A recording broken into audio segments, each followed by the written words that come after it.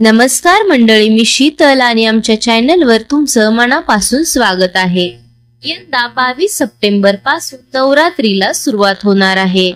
पितृ पंधरवडा संपल्यानंतर नवरात्रीला सुरुवात होते। शारदीय नवरात्र उत्सव दुर्गा देवीला समर्पित आहे। नवरात्रीच्या 9 दिवसात देवीच्या विविध रूपांची पूजा केली जाते। यावर्षी सोमवारी 22 सप्टेंबर 2025 पासून शारदीय नवरात्रीला सुरुवात होणार आहे। तर शारदीय नवरात्र उत्सवाची सांगता 2 ऑक्टोबर रोजी होणार आहे।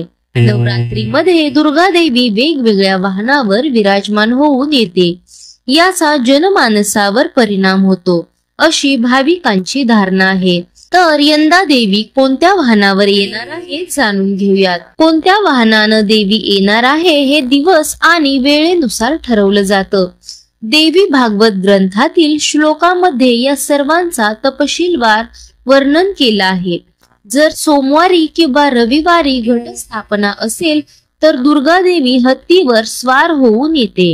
नवरात्रीचा प्रारंभ हा शनिवार किंवा मंगळवार असेल तर देवीचे वाहन घोडा असतो। गुरुवार किंवा शुक्रवार नवरात्र सुरू झाली तर देवी पालखीत बसून येते।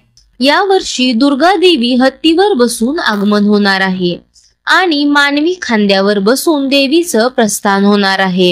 हे खूप शुभ मानलं जातं। याचा संबंध समृद्धी, आनंद आणि शांतीशी आहे। देशात धनसंपत्ती, सुख, समृद्धी नांदते। यामुळे या वर्षी चांगला पाऊस पडून शेतीत भरभराट होते। देशात धनधान्याची वाढ होते आणि दुधाचे उत्पादनही वाढते। यामुळे या वर्षीचे आगमन समृद्धी आणि शुभतेचे संकेत देत आहे। गेल्या वर्षी देवीची स्वारी अशुभ दर्शवत होती, मात्र यंदा देवीची स्वारी शुभ आहे। दुर्गा देवी कशावर होते प्रस्थान? विजयादशमी जर रविवारी किंवा सोमवारी आली तर दुर्गा देवी म्हशीवर बसून प्रस्थान करते। जर शनिवारी किंवा मंगळवारी आली तर देवी कोंबडा वाहनावर बसून प्रस्थान करते।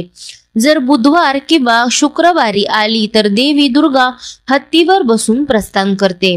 गुरुवारी आली तर ती मानवावर बसून प्रस्थान करते, जी सुख आणि शांती देते। तर मंडळी, अशा प्रकारे शारदीय नवरात्रीत देवी दुर्गा हत्ती या वाहनावर स्वार होऊन पृथ्वीवर येणार आहे।